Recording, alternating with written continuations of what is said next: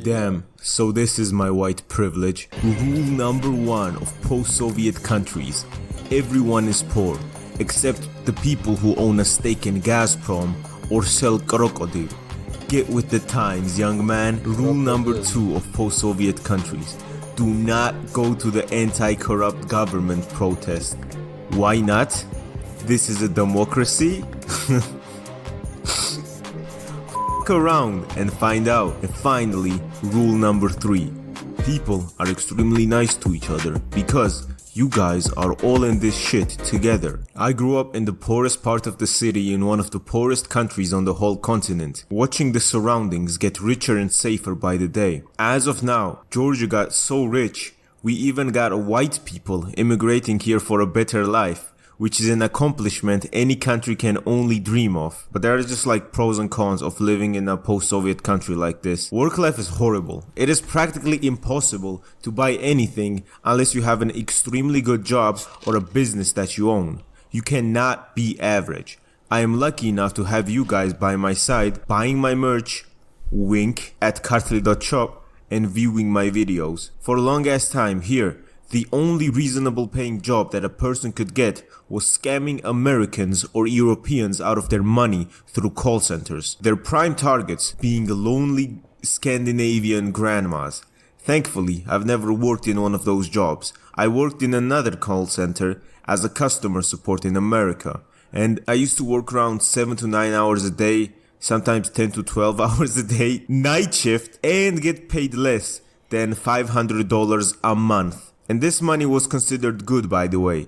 At that point, I was probably making more than my dad, to be honest. You know what the craziest thing also is? You get penalized for not being an entrepreneur and having a normal job. When I used to work in that call center, I used to pay 20% tax on my little $500 of income, which is just a fixed tax, which is already like not good. It's $500 fucking dollars. However, Georgia has a thing where if you're an individual entrepreneur, you only pay 1% tax, which is what I do now, which is fucking insane. The business taxes here have literally turned this place into a tax haven. And so, a lot of people are coming here for the cheap living cost and the insanely good tax, which is fair. I respect it. Or to escape Russia, but we'll talk about that later. Business is good, but there aren't a lot of things people are willing to spend money on, especially when money is more rare, if you get what I'm saying. Like most people would not do white people stuff, as I like to call it, such as go bowling and pay like $20 to do so. So it's hard to run a business here within just purely Georgian customers, mostly because of the fucking job situation that I said previously. If a man makes $500 a month, it is extremely hard to get him to spend money for some stuff he doesn't need. And there are just a lot of dumb businesses that are successful in first world countries that would not be successful in like second or third world, which is stuff that like society doesn't really need, such as handmade necklaces or your mixtapes. I'm sure the biggest rapper in all of Georgia has only sold one mixtape in his life, and he only makes money through sponsors and concerts. So to be honest, most people here spend their money on food, rent, utilities and clothes.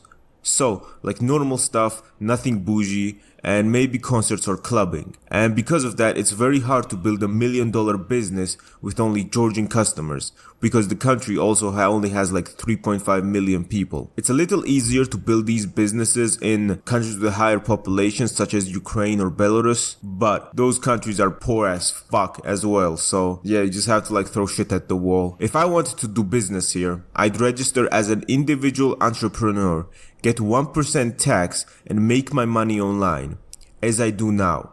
Wink. Because when you make money online, first of all, you get paid in dollars and you don't have to deal with your local USSR currency, such as like the Armenian dram, which is legit a fictional currency. When I was in Armenia, I could not fucking believe my eyes. It was like 20,000 Armenian dram bills, which is done purposely so foreigners do not know how much money they're spending and just fucking spend a lot of money when they're there. I don't know, at least that's my theory. So yeah, getting paid in dollars is always better, or British pounds, or any like big currency, you know, or euros. Yeah, it makes everything way easier to like categorize. But all this comes in useful because everything is extremely cheap here. You will be able to pay rent, utilities, and be well for around $700 a month here.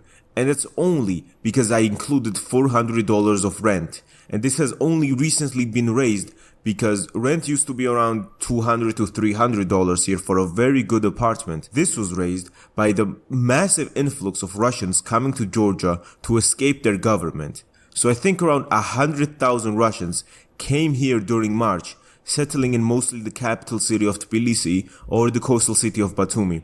And now that Russia had announced mobilization, all the plane tickets to Georgia are sold out or go for like $6,000 fucking dollars. It's a 4-hour fucking flight and there is an insane line at the Georgia-Russia border of Russians just trying to escape. This has led to me and my friends fucking around that the average Georgian citizen in 2 weeks will look like this. So, these are just the current rent prices, but it will probably go up after this influx as well. How much though? I don't know. So if you make online money and get paid in dollars or British pounds, you are fucking balling here because the exchange rate is so good. Traveling here is also very cheap for foreign citizens. A pack of red Marlboros costs around $2.5. Taxi for like 10 kilometers costs around $3. Khachapuri costs $5 at a restaurant, aka the best food of all time. One Khingali costs 40 cents at a restaurant, also the best food of all time.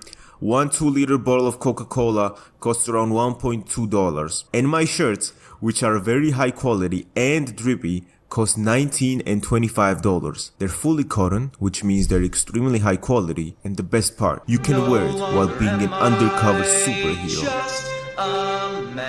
You can wear it while cheating on your wife with a guy because you're too afraid to come out the closet. You can wear it in Atlanta and confuse people by making them think there's a hidden city in the state of Georgia. Hitchhiking in New York City? No problem. There's a 99% chance the truck driver that's going to stop for you is Georgian, and upon seeing your shirt, he'll think you're cool and not murder. Not murder you.